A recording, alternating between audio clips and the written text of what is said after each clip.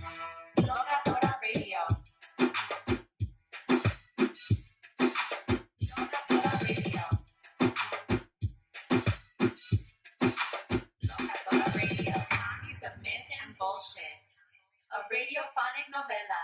Locatora Radio, hosted by Mala Munoz and Diosa Femme. Hola, hola, locamores. Welcome back to Locatora Radio. Welcome back. This is Mala. And this is Diosa. And we are your hosts. We're Las Locatoras, coming to you once again from Espacio 1839 in Boyle Heights. Thank you for joining us.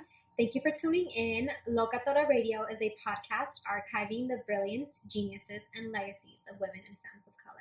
It's so nice to be back in the studio. Yes, it is. It's been a hot minute. Your locatoras have been very busy. Oh my God. We've been running around all over the place. We're exhausted, but we're having a lot of fun. We're having a lot of fun. And just to recap, last time on Locatora Radio, we interviewed La Chola Cusqueña, Claudia Aragon. The Capitulo just came out recently, honestly, because we have been so busy and editing it took a little longer than I would have liked it to. But if y'all tuned in, thank you for listening. And if you haven't, it's a really great interview with Claudia where we discuss self-love as resistance, style as politics, specifically for Indigenous women and Mujeres Andinas de Peru. So it was a really fun interview for me. And yeah. And it was in Spanish. It was our first international call as well. Oh my God, yes, because Claudia is based in Peru. She's based in Cusco. Well, she's from Cusco, but I believe she's based in Lima. So, yeah. So it was a milestone for us, like needless to say. It was very exciting. It was really exciting. So thank you once again, Claudia, for doing a Facebook call with us. Yes. We had her up on the screen and it was really cute. So thank you. Yes. And so also we just wanted to check in and share about some of the events that we've been at. We've been all over. We were even supposed to be in the Bay a few days ago, honestly, but it just could not happen. We had to move some things around. And you know what? It just be like that when you have two full-time jobs practically. Yeah. So we each work full-time. Right. And then the podcast, the number of hours that it actually takes to keep this thing going every week amounts to a 40-hour commitment. Plus the events and the prep and the driving and all that stuff. The driving. That we love. We absolutely love all of it. But it is time. And so we've been gigging. Yes, we have. Honey. So at the beginning of the month, we were at USC. We did our multidimensional Hoe workshop with the Latinx Student Assembly. And one of the sororities that I'm forgetting the name, but thank you, Karen, for inviting us. Yeah, and this is the second time that Karen specifically has had us at SC. So we love her. Shout out, besitos, amor. Shout out, Karen, girl. Yes, and we walked out of that workshop did we just talk about hoe shit for 2 hours? We did at a university. We did. At fucking USC. At an institution of higher education. Right. We did, and they let us. They allowed us. They let us in. We're totally on the same This is thought process. My favorite part of all of this, actually. Okay, so we had such a wonderful, wonderful time talking with the mujeres that attended. And, it's kind of our expectation that our listeners and the women or the folks that are going to attend our workshops are women. Occasionally, for the most part, occasionally there will be queer men. Sometimes there are cis hetero men that are there as well. But for the most part, the majority are women and femmes. And we do have a strong contingent of queer men. Yes, we do. Who shout out, booze. We love. Yes.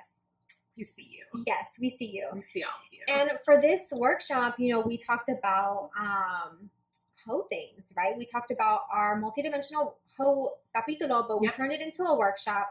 And we talked about the origins of the word whore. We talked about thoughts and hoes and what that means and what it takes to be called a hoe or a thought or a slut. Not much. Which basically just breathing, showing your shoulders, right? The scandal. Scandalo. Right? You can be super escandalosa for just, having a tattoo. You feel me? So anyway, we talked about that. And then also, of course, we talked about sex workers and them being very foundational to a lot of the feminist theory that we talk about, right, and praxis and all of those things. So it was such a great workshop, and the mujeres were so they engaged with us, they talked, they shared, it was really, really wonderful. It was really great, and the vibe was so good. And then we also, they shared with us that there were a few Latino men in one of the Latino fraternities at USC. and they were not happy. They did not with like it. the multidimensional hoe workshop, right?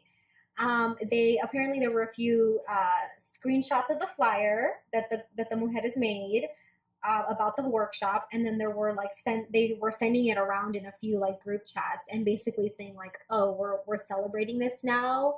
Oh, y'all are taking woke too far. Oh, y'all are basically a bunch of hoes. They were like, oh, so we're claiming hoe shit now? Like, now we're proud to be hoes? Yeah. This is coming from Latino men. They're directing this at the Latinas on campus who are inviting us. First of all, they weren't even there. They didn't even come. They made all these assumptions about what we were talking about. Right. What that tells me is that y'all should have probably been at the fucking workshop because y'all probably needed it, and you probably call women hoes for no reason. All the time. So you can bring that into your vocabulary, but let us choose to make an event around it for us, and it's a problem. My other thing is like I already see that fucking patriarchy and machismo in the community where the boys think they have anything to say whatsoever about what the mujeres are doing and the programming they're bringing to campus. I'm like, and this is just in general about men, and I'm like, you know what, you don't actually have to have an opinion about everything or share your thoughts about everything if it's not for you. If it's not about you, you're not invited. Like, nobody asked you about it. You're not being required to do anything. It literally, like, you could ignore it. Why shit on it? Why? Right. I see. Let's put a pin in that and bring that back because we got a lot more to say about that. We have a lot more to talk about. So we haven't recorded in a hot minute, like we already said, and so much has been happening per usual, right? Life moves really quickly. We have been all over the place, and we have so much that we want to talk about. But we also want to recap on the events that we were invited to. Yeah. So also, like highlight, shout out the mujeres that have been basically bringing us out.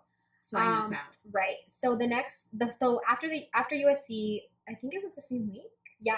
The exact same week, we went to UC Santa Barbara and we gave a keynote for their Mujercita conference. So cute. Their Mujer de UCSB invited us out to be the keynotes. And Mala, do you want to share a little bit about the keynote that we did? Yeah. So the Mujercita conference brings in girls from the local communities, near UC Santa Barbara. And we came in and basically they prefaced and they prepped us and let us know that like recently at one of the high schools, and the name of the high school is escaping me. San Marcos High School. San Marcos High School, that there was actually online a really horrific situation where there was like a group of boys on the internet and like a couple in particular who were like posting very specific targeted threats about like killing and attacking girls on campus pretty specifically and like naming the girls. Right. So that was a really stressful situation. And so we brought that into our keynote. So we do keynotes. This is the second keynote that we've done. Yes. We do keynotes, putting that out there. And this was a really great keynote because we talked about like our Femme Defense Capitulo. We talked about in some ways, like we opened up and broke down the capítulo we did on street harassment. Yes. We talked about our own experiences, like surviving street harassments and surviving our own communities, surviving the sexual violence. And so we wanted to be very like motivational for the girls, but also like validate their experiences. Right. They all agreed with us that they've all heard, Calladita te ves más bonita, all of them. Right. They've all been called locas at some point in their lives. They've all been followed and catcalled and street harassed, made to feel uncomfortable. Like they acknowledge these things. And then we put together a cute little prayer. We did. Para las locas that they love. Right. We'll be sharing that later. At a later time. So yeah, that was UCSB. It was great. Yeah. And then the following week we were at USC again. One of our listeners, one of our locamores, Sasha Robles, she emailed us about doing a Femme Defense workshop. So we did our Femme Defense workshop in partnership with Peace Over Violence and talked about sexual violence for women and femmes of color. And specifically, our role was to facilitate the Femme Defense workshop. Yeah. And from Peace Over Violence, Ebony Williams was there. She's a therapist. She's wonderful. And she was talking about like historically women of color and sexual assault, Black women and stereotypes of sexual assault. And Ebony is a queer Black woman and a therapist in the sexual assault field, bringing in her perspective and that history. Yeah. So it was a really well-rounded conversation. It was. I mean, I really appreciated the way she broke down all of the stereotypes about women of color, and she like spoke about API women and like the generalizations and sexualization made about Asian women, Latina women, right? The fiery like hot tamale type, the exoticizing, right. So she like broke down also for Native American women, and specifically Black women, talked about like the different stereotypes that are really harmful and also normalize and justify sexual assault and sexual harassment of us as women of color. Right. So and like Mala said, it was a really well-rounded. I feel like Ebony brought the historical part, and also historical, and also like practical is not the right word, but like the workshop was for folks that are in their social work department at USC. Yes. So basically, like, if you're going to be a social worker and, you know, and you're going to be giving services to folks, like, how do you take this and then apply it to the services? Does that make sense? Exactly. Yeah. And bring in the historical context and the cultural like context as well. Exactly. Yeah, so that was USC again. So thank you, Sasha. And then after that, just yesterday, we had an event actually. Right. Last night we were at Lusinger High School in Lawndale, Hawthorne, with Let's Give. They're at their second annual Tribe Called Culture, and we were doing the interviews with the performers. So we got to meet all the youth and artists that were performing last night. So there were poets, spoken word artists. A lot of spoken word artists. Musicians, singers, dancers. Yes. Aponte was there. And so, of course, we saw Morenita and Hood Prophet, which we had interviewed. If you saw our last Capitulo 36, 36. Yeah, 36. They were on it. They were talking about Let's Give. So this is the second time that we've participated in Tribe Called Culture, and it just keeps getting bigger and better. And it was a lot of fun. It was a lot of fun. Good job, everybody. To Morenita and Dandy Mandy for having us, and for all the folks at Let's Give. The event was so great. It was great. So now getting into our content, this is kind of another Femme Defense episode in some ways. Right. It's another Femme Defense Capitulo. We are coming towards the end now. By the time we publish this, it will be the end of Sexual Assault Awareness Month. We'll be moving into May, but April is Sexual Assault Awareness Month, right? Very important. This is a survivor-centered podcast, and we ourselves individually, like outside of the podcast, are always working on different aspects of like survivor shit and responding to sexual violence and organizing around it. So a really big event that takes place every April is April 25th is Denim Day. Yes. And Peace Over Violence spearheaded the Denim Day campaign here in LA 19 years ago. So this was the 19th annual, and basically wearing your jeans with a purpose to speak out against sexual violence. No victim blaming. Clothing is not an excuse or an invitation to commit sexual assault or harass or abuse, right? So we actually had a role on Denim Day. Yes, we did. As the podcast. Do you all know Ipsy? I love Ipsy. Right. I have a monthly subscription with Ipsy. Yes. So tell them about how we came in contact with Ipsy and like how Denim Day worked out. Right. Okay. So someone from Ipsy reached out to us, and they asked us if we wanted to collaborate with Ipsy for Denim Day. And we were super excited, and we said yes, of course. So our role was to do a Snapchat takeover, and that's what we did. Every year for Denim Day, I go back to my old high school. The Femme Ed club out there invites me. So I always talk to the student body about Denim Day and sexual violence and youth dating and teen dating violence as well. And then I was at Occidental. I usually spend Denim Days at Occidental in the afternoon, like tabling and talking to the students. So I was on, as locatora, I was on the Ipsy Snap and just interviewing Oxy students. And there's a couple of Oxy students that came up and recognized me as Mala. And told me they were listeners. So it was just cool, like all the worlds colliding. Right. I mean, it happens. So on Denim Day, like Mala said, we did the Ipsy takeover. So shout out to Victoria from Ipsy, because she invited us to be a part of the conversation. Yes, thank you. And Mala spearheaded the Snapchat takeover. I was planning on being involved, but I was just so busy at my day job that I actually couldn't. She was working. I know, but I was wearing denim, and I had my buttons on that said, no hay ninguna excusa ni invitación para violar. Right. And then my body, my jeans, my choice pins. So I had those on. So they were conversation starters, obviously. And it was actually funny because, not funny, but it was more annoying, but like annoying funny. At the end of the day, I had like worked a 12-hour day.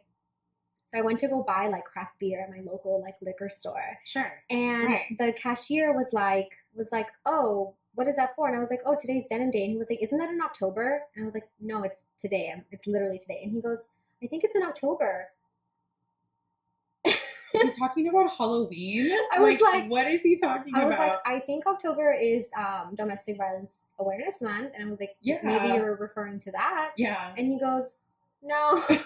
No, it's Denim Day. He was literally telling me it wasn't Denim Day, and I was like, but it is Denim Day. I was like, can you just take my card? It was like so ridiculous. And I was like, of course a man is trying to mansplain to me about Denim Day.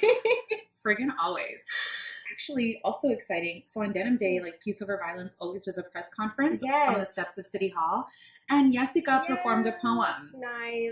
Knives, a new poem that she's only performed a couple times. So that was really exciting. And like throughout April, like we've done a bunch of different stuff. Like me and my coworker Rashad, we went to speak at 20th Century Fox for like the folks over there at 20th Century Fox about sexual violence, and that was really interesting. I've taught some self-defense classes, so you know, just keeping it going. But this is what we do. This is what we do all year. You know, we try and always like this is a central issue for us.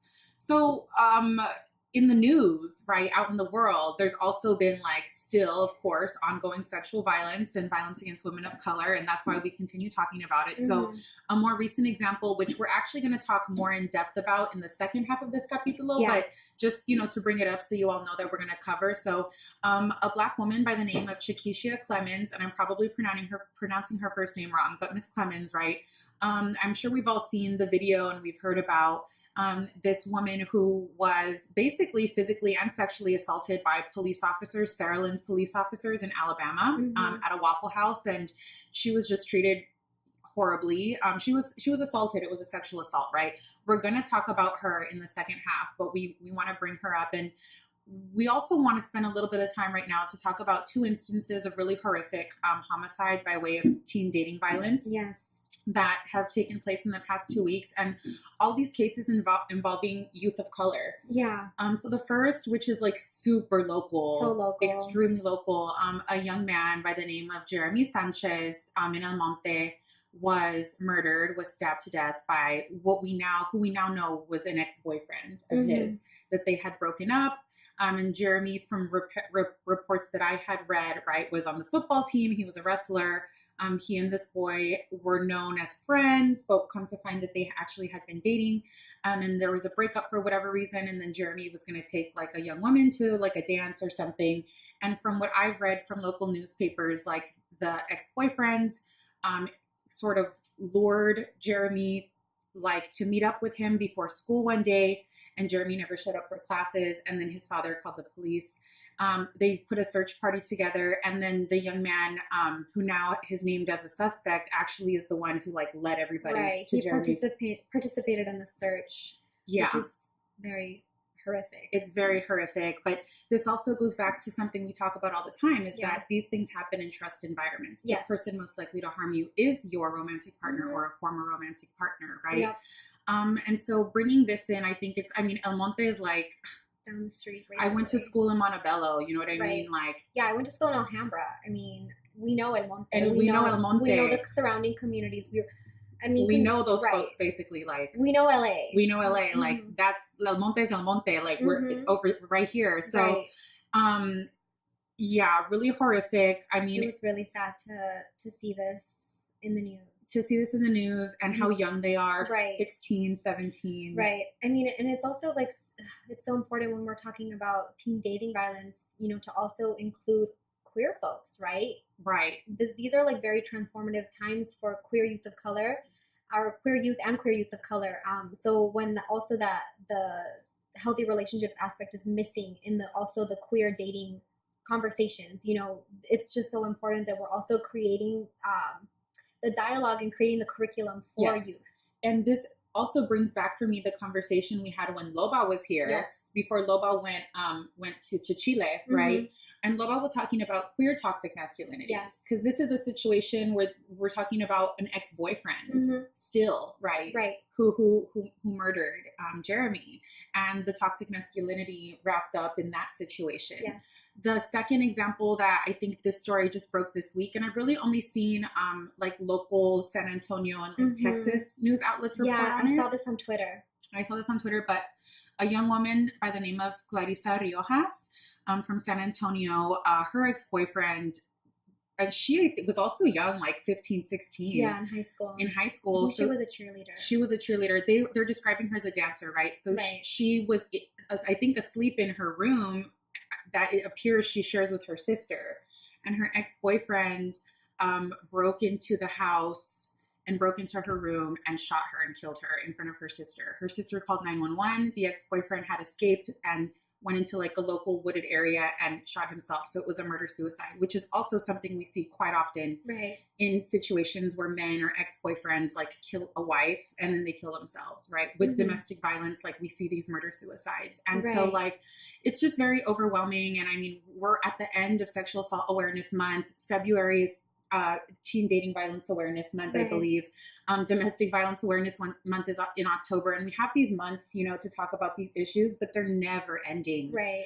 And so we just wanted to like bring it up and just acknowledge and right. And like these like when we see these topics in the news, right? It's like it can be very disheartening, and it's very like, okay, we're doing all this work, and like look at what's happening. You know what I mean? At least that's how I feel. Like I get kind of numb in a way. Like definitely. It's very much like, yes, men are being men, right? Men are being violent, and they're entitled to women's lives. They're entitled to their partner's lives. Their partners. Literally to their lives, that they feel that they can take them. And I think that was, they have not released the name of the young man who killed Jeremy Sanchez because he's a minor, because they're children, basically, adolescents that are, you know, killing each other, following these patterns that adults also exhibit. It doesn't start when you become an adult or when you get married, right? I've had so many clients who are teens, who are high school students at LAUSD and who have been like assaulted at school or in classrooms, you know? And so it's not something that we can only focus on with adults. Like there has to be sex ed in classrooms and relationship talks in classrooms and at home. Yeah, so I forgot what else I was going to say. It's a lot. It's a lot. And, you know, I also wanted to shine light and hold space for a woman that was a leader, healer, and activist that was recently assassinated in Peru. Her name was Olivia Arevalo, and she was from Ucayali, which is in the Amazon I believe near Iquitos. And she was assassinated by a tourist or a Canadian man that was actually like studying under the tribe that she was a part of, because he wanted to learn about healing plants and medicine, because I guess that's what he was doing in Canada. And he assassinated her, and she was a very knowledgeable leader and healer, and an integral part to their community. And she was very knowledgeable of healing plants and holding ceremonies. And it just speaks to a larger conversation, a larger picture of Indigenous women being murdered, right, all across, specifically that part of Peru, and then the government really not doing anything to investigate or to find the people, the culprits. Yeah. And also like the devaluation of ancestral knowledge, right, and also it being, and then it's just was like he a white Canadian? He was a white Canadian, and also like what is the word I'm looking for? But it's like so what I'm trying to say, the words are leaving me right now. Okay. But what I'm trying to say is like the way there's like tourism specifically to go and like have these ceremonies by like Indigenous folks, like that neo-colonial tourism. There's the ecotourism part of it, and then you see what I'm saying? Yes, yeah. And how that's also preyed on. Right. And then the culture vulture part of it. Exactly. Because I mean, if you know anything about the Amazon, you know that ayahuasca is a plant that is native to the Amazon. So there are a lot of white folks that do go to the Amazon specifically to have this like find their souls type of ceremony. Right. And it's very frustrating for me to see this happen. And then to see this woman assassinated, this leader assassinated. So there's just a lot happening globally, and there must be more to that story. There has to be more to that story. Right. We don't know yet. But then also it turns out that the man that murdered Olivia was also murdered a few days later. And it seems like it was like the community, which makes sense. Because there's no justice by the legal system, especially if the tribes aren't the folks in that community aren't advocated for by local police, which is like many communities. It seems like they took justice into their own hands, which I get. Which I totally get. because as we've talked about, the sexual violence of police and Right. the inaction of police when Yes. it comes to responding to violence against women anyways. Okay. So now, what are we getting into now, Diosa? Okay, so now we are getting into our Oye Loca segments.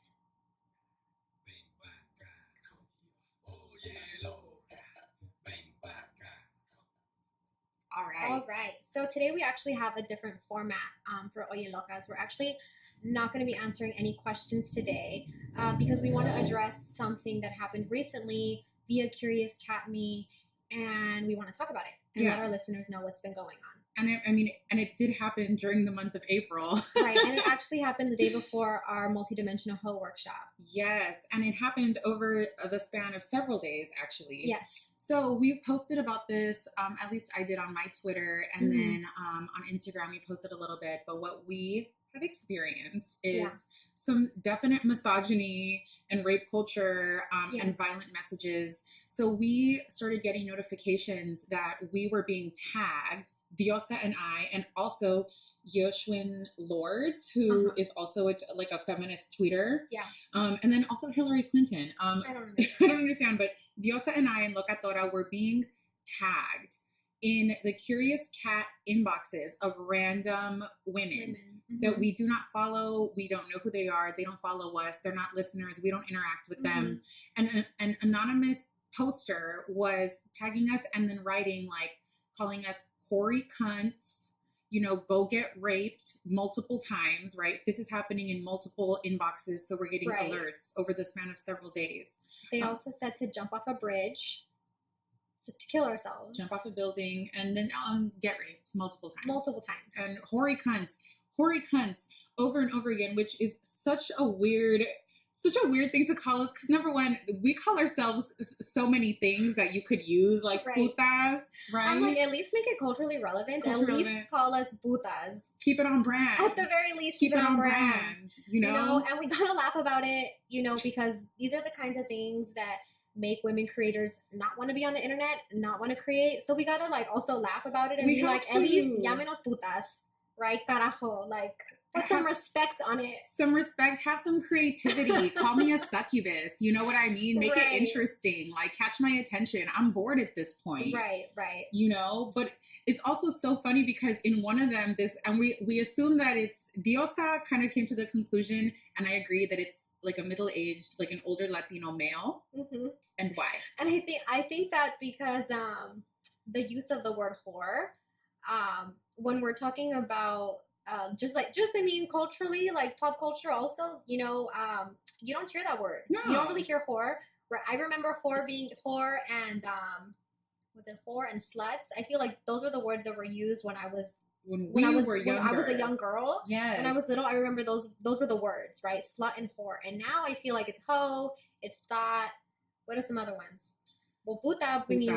But I feel like hoe is it's pretty. Yeah. Hoe standard. Hoe doesn't really I used to hear skonka. Skonka. That's a good one. You see, there's so many. I would appreciate the skonka. Hoary cunt. It doesn't flow. Right. And I also feel like you have to be a certain type of person. I'm assuming that this person is a man. You have to be a certain type of man to call women cunts.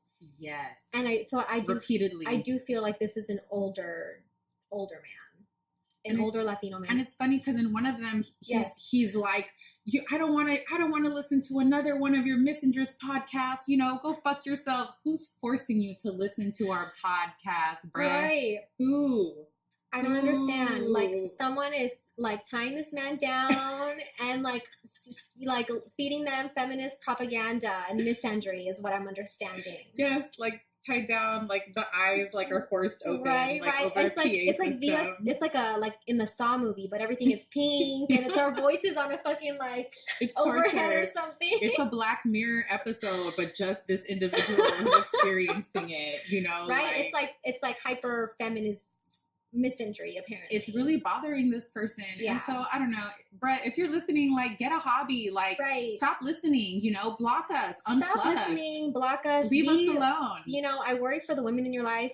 fucking be nice to them. I don't fucking know who you are, but one of our locamores commented that maybe our podcast led his girlfriend to leave him. That is a possibility. And I fucking hope that that's what happened. Right? I hope that's the case. I don't understand it, but I hope your girlfriend dumped your ass. Right? Okay, so this has led us to actually close our Curious Cat Me. Sorry. Yeah, sorry, listeners. Sorry, locamores. You'll still be able to email us. Email us questions. I know we did like the anonymity of it, because if folks don't want to share their identities or whatever, want to keep it really anonymous, that was a nice part of the Curious Cat Me. But I also want to note that this person was exposing other women to this very violent language. Yeah. So we want to think about the women that were being sent these things anonymously, and they're women that we don't know. And that's also why they were being publicized, because they're like, well, who the fuck is this, right? So they publicized it. I don't think maliciously, but I think because they're like, I don't know who this is for. So also thinking about the women that were exposed to this, you feel me? So we're gonna answer the questions. So we took the questions from the Curious Cat Me. We have them. So if you've submitted them, your question will be answered. But moving forward, it's only gonna be via email. Yeah. So it's just again making this, tying it all in, and this is another installment of a Femme Defense Capitulo, right? And just kind of highlighting for everybody how for us as women, for femme folks, talking about rape culture is something we do so often because we literally experience it all day, every fucking day. Whether it's out on the street or on the fucking internet, there's no area where we're not affected by it. If we turn on the TV, it's likely, if it's local news, I'm going to run across a story about a missing woman or her body found or a raped woman or whatever. If it's on TV and it's programming, it's going to be Game of Thrones or Law and Order. It's going to be a show. There's a 75% chance there's misogyny and rape culture I'm being exposed to. And then this kind of stuff, and just the outright threats. And it's just it's tiring. It's tiring. It's old, and it's also old. It's so old. I'm so over it. Stop. And thinking about the fact that I'm going to continue to deal with this stuff. I was talking to some high school students. I was teaching a self-defense class for high schoolers, and we were talking with the girls about how many of them have experienced street harassment and how it makes them uncomfortable, and they take the bus and they walk. And these are all Latina and Black girls, right? And I told them girls, I'm sorry, but we do these classes because I want to highlight for you that this is something you're going to continue to deal with. Right. And I want you to at least feel each year you have more in your tool belt to deal with it and respond to it as you begin to understand it more, Yeah, absolutely. That's all we can do. Wow. Well, on that note, men are still trash. What else is new? I just don't really y'all just exposed yourselves, you men, you just proved to us that we can't trust you, that you're horrible, that you're misogynistic. And every new disclosure that every male celebrity ever is a freaking rapist. Oh my God. No, okay, I saw this thing actually on Twitter, and it was shared. Okay, so I forgot to mention this earlier, but there was actually a woman that was assaulted, basically attempted murder, right, in Peru, actually, in Lima, and her name is Avi Agreda. And the Ministerio de Mujer is actually, el Ministerio de la Mujer is actually calling it a intento de feminicidio, because this man, they knew her, he was a former coworker, he had been bothering her, harassing her for a few weeks, and he basically poured gasoline on her on a bus and set her on fire. And she is still alive, she's in intensive care units. But tying this back in is that I saw this tweet about this mujer said, if there's men in your life and they're asking, well, what did she do to basically make him mad, right? What is it that she did? If you're hearing that, you need to get those men out of your lives and run. Right? And that's very true, and it's very telling. When men are saying what was she wearing? What did she do? Did she hit him first? She must have pissed him off. No. If they're asking those questions, you do not want these people near you. You do not want these men near you. Very real. I did a IG story about this once, or maybe it was on my Twitter, I don't remember. But I talked about how, and this is this is a legit fear of ours. This is a legit fear of ours, is being attacked or being maimed, my face being attacked if you are considered like an attractive woman, all women, like regardless whether you're cis, trans, fat, a sex worker, you're experiencing some level of sexual violence. It gets justified for different reasons. Right. It gets explained away for different reasons. When you're attractive, when you're pretty, and you have that pretty privilege, men are also very much wanting and willing to destroy your pretty if they can't have it, right? Right. When I was studying abroad in London, I was constantly hearing stories on the news about ex-boyfriends and ex-husbands and scorned men pouring acid on women in London. And public, in broad daylight. And there was a journalist, and these are not, and people make assumptions that this is like a Middle Eastern thing or an Arab thing. No, this is also white men pouring acid, just men in general. Now in Latin America, we have this case. It's not so much here in the US, but when men throw acid on women, they do it very, very specifically to disfigure their faces so that we are like unwanted and not marriageable anymore. They know that the acid is not going to kill us. When men like do trauma to women's faces and heads, and I think of Rihanna and the picture that came out of her, all the trauma was to her face. I can't tell you how many domestic violence calls I responded to where all the trauma is the face. There's this very distinct desire for men to destroy our physical beauty if they cannot have it or control it. I have lots of fears of being fucking attacked randomly. Guys like this threatening us with shit on our Curious Cat, and then people know where we record, or we're very visible. At events. People recognize us when we're out and about and we're at community events. So yes, I am afraid. If I'm standoffish, it's because I've seen way too much and I know like how these fools are and like Right. So it's like, it's very much finding this balance of like, yeah, we can joke and we can laugh about like, fuck, at least call us something better, right?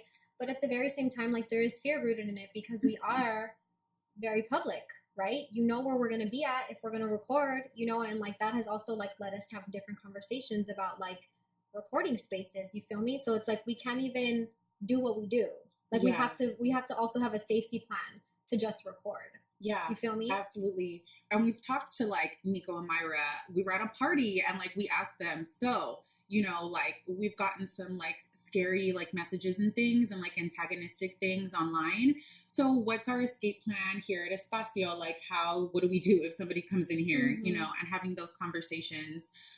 So yeah, just putting that out there. These are very real things that happen to us as las locatoras, right? Like, one time I was walking down Sunset and somebody shouted out Mala from their car in passing. And it was a listener, it was a woman, so it was cool, so it was fine. I was like, hey, it was cute. But that, you know, it's just like we are visible. There are a lot of men on the internet that thirst follow. Right. Or that hate follow. And the hate follow is a real thing. So that's just a larger convo, I think. Like, I would love to have a broader conversation with women on the internet and navigating the sexual violence of online spaces. And then when it translates to the in real life spaces. Right. And it's like now that we're in this like digital age, right? Now that we're in this digital age, like what does consent even look like? Because these people, these men specifically, have access to basically your daily life. If you're on Instagram and you're posting on your stories or you're posting about where you're at, they literally have access to you 24/7 at this point, right? And you're not necessarily giving them that access. You feel me? You're not giving it to them. You're making it available. Yeah.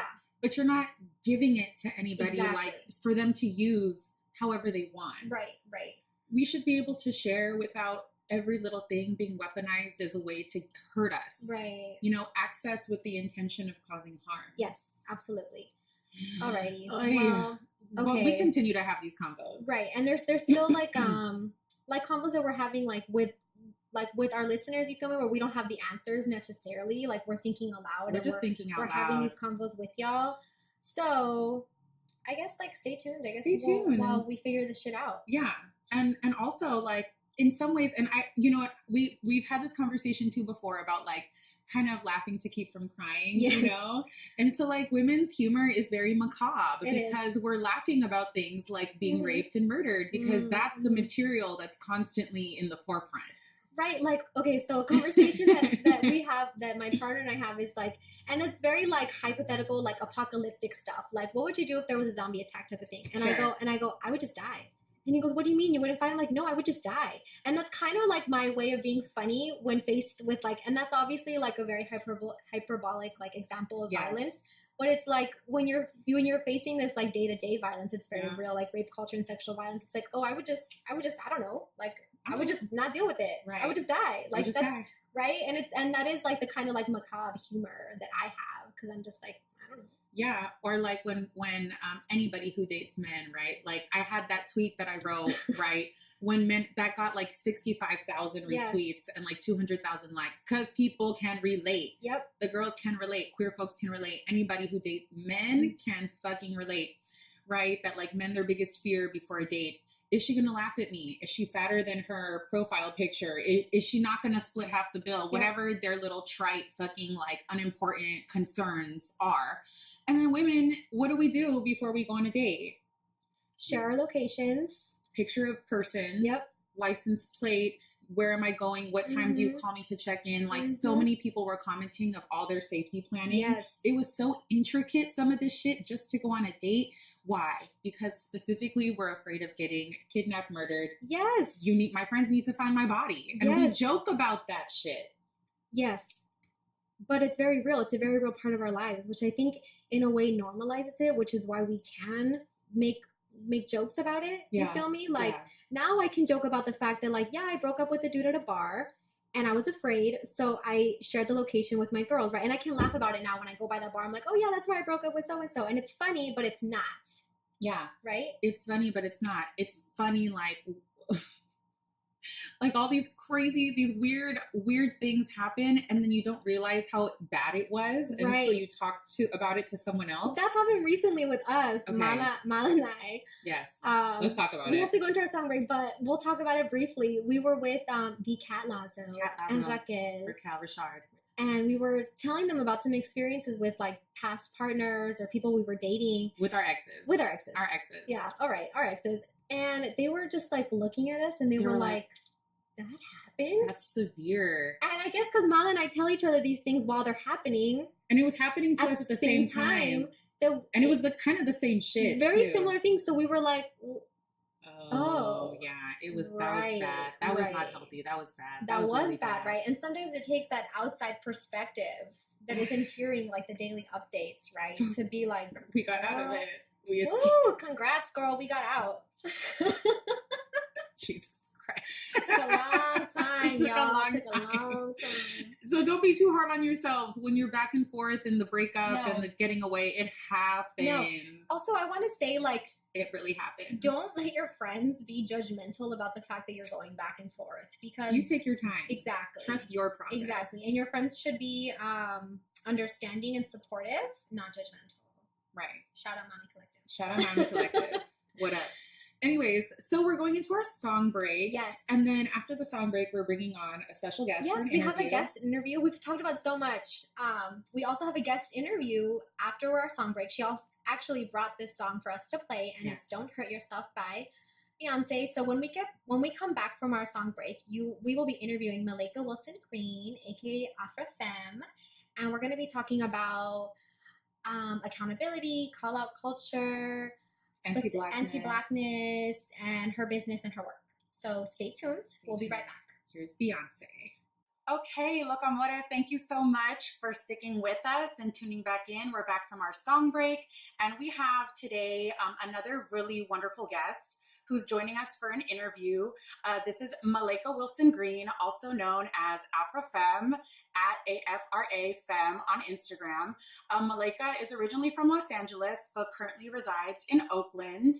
Malaka is an educator and a business owner of a business known as Two Chicks in the Mix, and maybe she'll tell us more about that as we have our conversation. So we want to welcome Malaka. Can you say hi to everybody and introduce yourself? Hi everyone, I'm Malaka. Like you said, Mala, that's my name on Instagram, AfroFemme, so not with the O, with an A. And yeah, I'm a teacher. I'm a preschool teacher. I teach at a private preschool in the Mission in San Francisco, and I live in Oakland, and I'm originally from California. And yeah, I own a business. I own Two Chicks in the Mix, but we work in Oakland and we work in Los Angeles as well. That's where my business partner is. So yeah, those two things take up most of my time. Fabulous. That's amazing. Thank you for joining us today. Hello, can you hear us? I can hear you, Okay, yes. Yeah, no, thank you for joining us and taking time out of your schedule. I know that you're probably very busy. So for our listeners who have been tuning in recently, we spoke about on Capitulo 35, Catch Up Call In. We mentioned that Malaika would be coming on the show today to interview and to discuss like a variety of different topics. And on Capitulo 35, if you remember, we were discussing, right, anti-Blackness and Latinx communities and like intra-community issues and like how we like responded like inappropriately basically when Malaika brought to our attention that there was an issue with appropriation of Black hairstyles with like a photographer that we had worked with, right? So then like that developed into like a bigger conversation about, okay, how do we address this appropriately?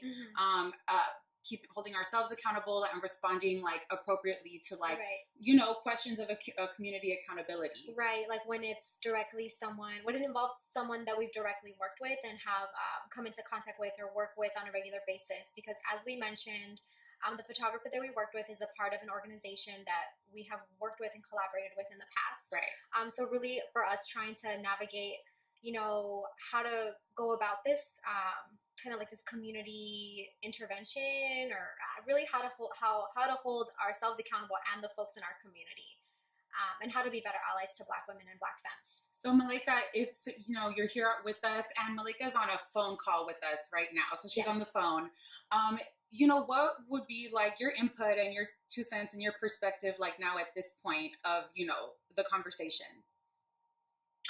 Yeah, I wanted to like just talk about kind of like what my narrative was as far as like what happened and kind of like how I received the initial hint from the photographer and then like my response to the ones that came from like you guys. Just because like a little context about me and just like my own life, I think that I've been kind of like in a mood where I feel like it's really important to kind of like confront issues like head on. I think like with social media, we've kind of gotten to, or I'm blaming social media, but I think that there's like various reasons why, but we've kind of got used to if somebody like offends you or if like you're an ally to a community and that person is like offending that community, you kind of just like unfollow that person, or we kind of like will say something to our friend about that person in person, but we don't say anything directly to that person. And so I think I've been kind of like in my own life been wanting to be like, hey, what would happen if I just was like, hey, that's not okay, you know? Okay, what would happen if I continue to like pursue that and kind of just saw like accountability through? Because I just think that there's very few times in your life when you get to like hold people accountable, and like we really ever see what the end of accountability can look like and what you know what that even means. And so that's kind of like in the mood that I am in. And so when you guys have posted that you were like you had got your photos done by this person, I was like scrolling through her Instagram and was like, oh, she's cool, like just somebody who I might follow, and then I came across that picture and it had so much like praise on it, like you look so good and things like that. And obviously that was like not okay for me because and you know just for your listeners, so I know you guys talked about it a little bit already, but that's how it's how individuals like where I'm from in different regions have different names for it. Wherever you are, and so that's how individuals to me, and specifically for Black girls. And I'll tell you know you and your listeners like why it's just not okay is that because Black women are already seen as like less feminine in the scope of like womanhood and femininity in general, and so we've come up with ways. And when I say we've come up with, it's not recent. It's like since we've existed, ever, you know. So we've come up with ways to like own that, own femininity for ourselves and womanhood for ourselves, and so to see people who are automatically going to be seen as more feminine than us have something that we keep sacred for ourselves is just like inappropriate, and that's to say the least. So when I saw that, just taking a look at I'm in, I wasn't rude or anything like that, and that's kind of like my choice because I know that there's certain ways that you have to talk to get people to like listen to you. Right. And that's also just not the kind of person that I am. I'm not like rude. I'm not a bitch, you know. So I'm not a mean girl. So I just was like, hey, you know, I don't mean to offend you, but this style is not for you if you're not Black. You know, even giving her the chance to say, but I am Black, because some people are Black and they just don't look it, you know. So that was it. I didn't follow up or anything like that. And then when I saw that you guys had posted again that, you know, thanks again for like working with us, blah, blah, blah, I requesting her. And I went back to her page and she had blocked me. And that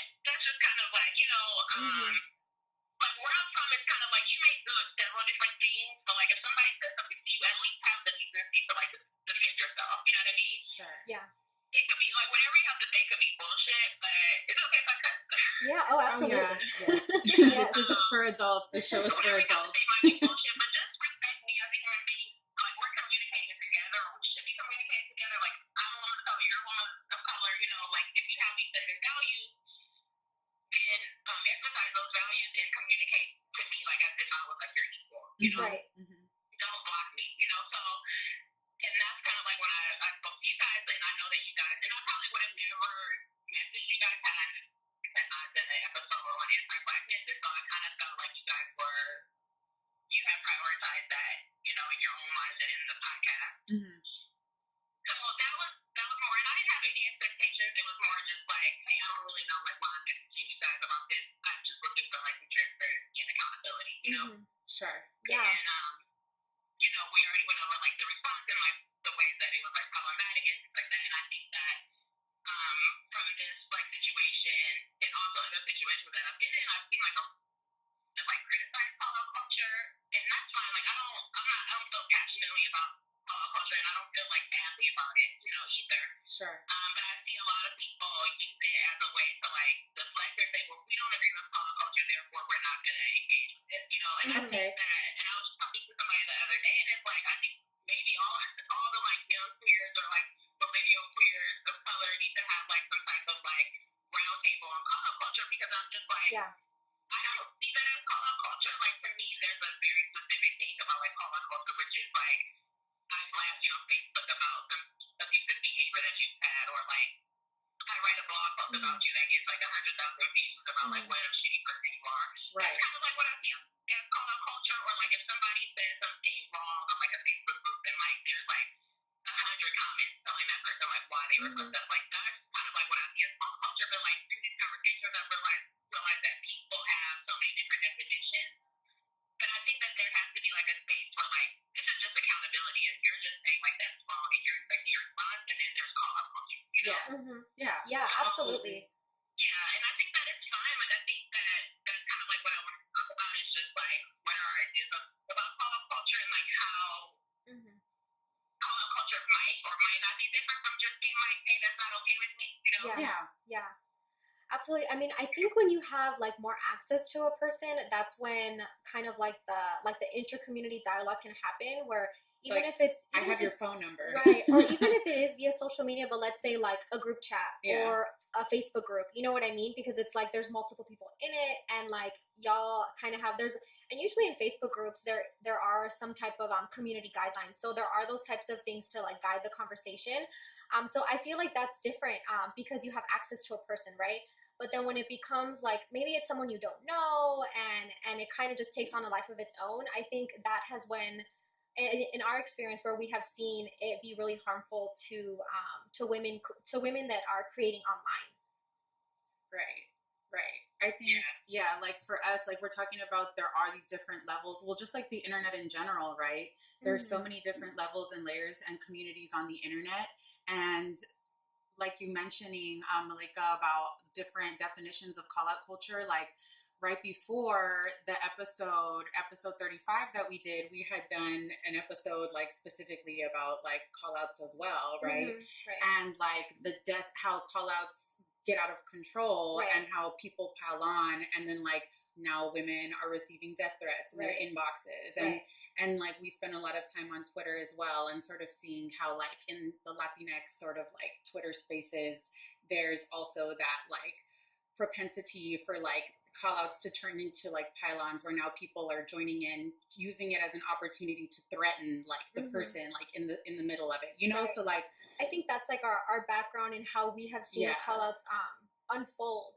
But I think in like this particular instance, we like we do want to hold this person accountable for their actions.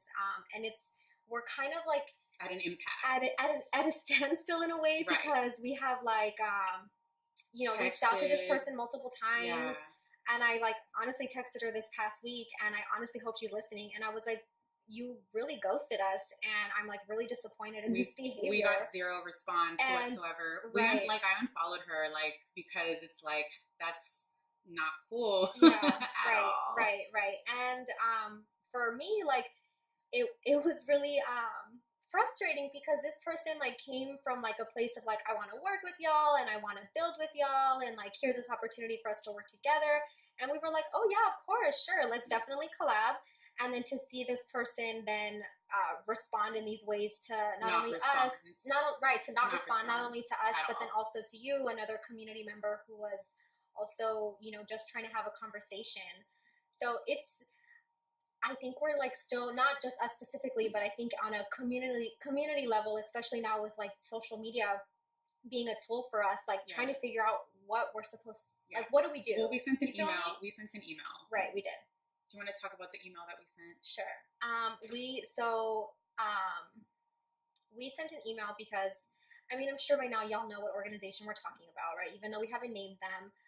We sent an email to the director of the organization that this photographer mentors with. And we basically, line by line, were like, this is the situation. This is what happened. This person was unresponsive and was harmful in these ways. We're really disappointed and saddened by this person, and they represent your organization. So in case this comes back to you in any way, like, this is what happened. Or to like also try and have the conversation on their end. Right. Because like I'm not gonna show up at her house. No. Like, you know what I mean? Like, we've reached out. No, but I think like once you have that position of being a mentor, like you're older, right? And you're mentoring young girls. I mean, I don't know. There's something really, it feels weird to me. You know, so just to like bring that into like we like, it's not something that we just like dropped. You know, we don't just take it lightly. Like, we have like attempted the follow-up and the follow-up to the follow-up, basically. Yeah. Yeah, I mean, thank you for saying that. I think it's kind of like not to, you know, because it's not just a problem. Like, I think it's a cultural problem. It is. Absolutely. It is. We're talking about like our community, and it's not to like demonize her at all. And I think even like, I would be open if she like messaged me right now and it was like, hey, I'm really sorry. You know what I mean? It's not even when I was emailing you guys, it's not even like personal. You know what I mean? It's more just like, here's what it needs to be, the action, and here's what I'm gonna do for my community. And also just like as a social experiment, like what would happen if I really like follow through? You know what I mean? And there were people who were like, it's not that big of a deal, like just drop it. And I could have just dropped it because it's not a huge deal. You know what I mean? It's not like you guys didn't do like the worst thing that could have been done. But I think it's more just like we're in the same community, you know, and I think it's like if you value the community, then the least that you can do is like have a response. You know what I mean? And I think it's just, it's strange that people get so buckled down in like what they think that they can do and what they feel entitled to, that they are not even open to a conversation. And that's mind-boggling to me. Like, you can't even have a conversation. Yeah. Right. And you can think whatever you want, but you can't even have a conversation about it. Yeah. And it's just like, yeah, that's kind of like, it's mind-boggling. It's like, yeah, it's crazy. Well, yeah, I mean, I think ultimately that's what we wanted too. Like, we were like, we can have this conversation because we're very aware that this is not just like this of course is an individual's action, but this speaks to like a very larger issue, right, in the community, ongoing issue in Latinx communities. So we understand that, and so then to have her not be responsive, I think the same thing. It's like, even if you feel like, you know, there's this conversation when it comes to like hair and body, it's like, oh well, it's on me and I get to do what I want, right? That's its own conversation. So even if that were to be, let's just say hypothetically, the response, I would appreciate that over the no response. You know what I mean? Yeah. Well, I think like it became a social experiment for all of us. Right, like Malaika said, yeah. Because like, you know, on your end, you know, like approaching it however, like, and then on our end, it becoming kind of revealing, very, you know, revelatory for us. Right. Because like you're saying, like if it wasn't for the follow through and the reach out, we wouldn't have had this situation with her and we wouldn't have seen this from her. You know, had all of this not, the dominoes had not all fallen, kind of a thing. It's also like one of those things where like people really just show themselves. Yeah, go ahead. I did a talk at UC Berkeley like on this topic, just like broadening it, and I think that this is kind of like, you know, you could do 1,000 episodes on this, but I think it's a value for me to kind of like reach out and say like that's not okay and like have that conversation, because I do think in a way that we get really comfortable with like unfollowing, you know, and it's kind of like I see like unfollowing, it's a jump, and it's like, you know, in recent news, like we've been seeing a lot of people like calling the police on black people for like literally no reason, right? Yeah. Right. And so instead of like going to that person and being like,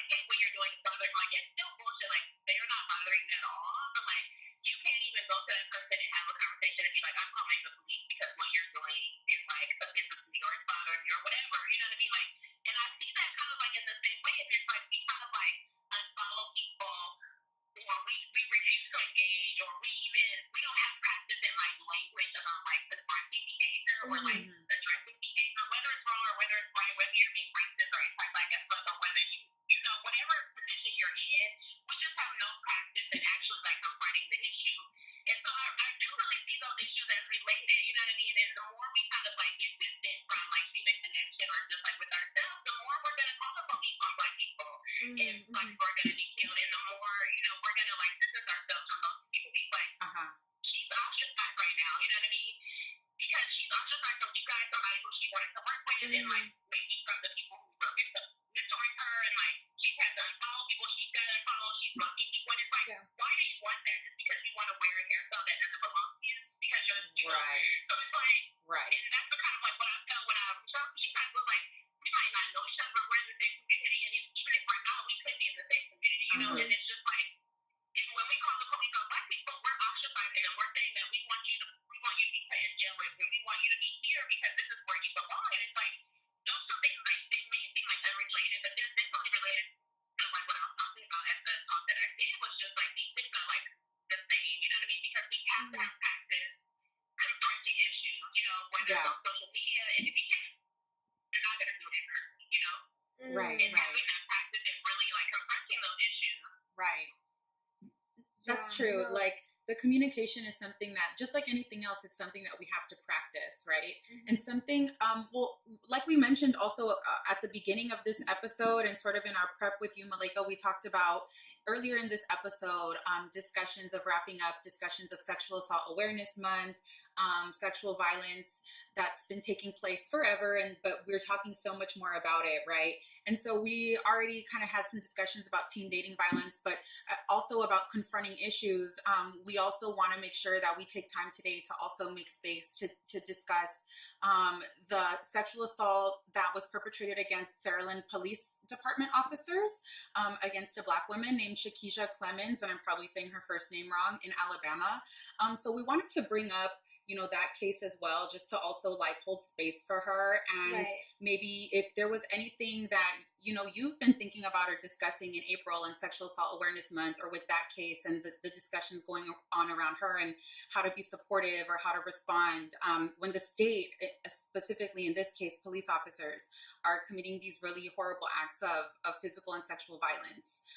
If you had any thoughts that you wanted to share. Yeah, I did. I mean, thank you for saying that and having that topic on your show. I think like I saw the video of it, and obviously was just like heartbroken and like disgusted. Yeah. And just like this like sense of control. Like even when she started to kind of like talk with her hands, like the officer like took her hand and was like okay, like, you know, like what is she gonna do? What is she gonna do? And it's like it's almost like laughable, but it's also not. Right. But I think that what I would like to add to the conversation, first of all, is like we don't see the response from the Waffle House like that we're seeing against Starbucks, which is like boycott. And when the Starbucks thing like first happened, obviously like I was like bothered by it, but I try to like divest if anything happens to do with like masculinity or men. So I wasn't Fair. even like Fair. it wasn't on my radar. But it speaks to just like, you know, those things that will just for like men or black men and when they're like attacked or like treated unfairly that we won't do for black women, you know. So that's one thing. I think the second thing is like the narrative around it is has a lot been about like, well, they're not doing anything, so why are the police being called? And while that's very true, I think we have to shift the narrative from like, well, what if they were doing something?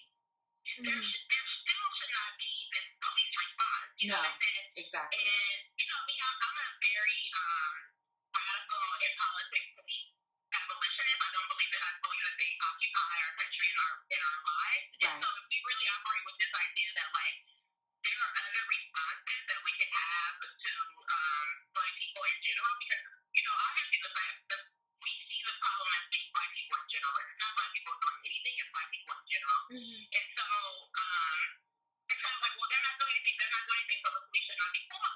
But like we justify when we say those things, we justify when black people aren't doing something. Like if they're selling drugs, if they're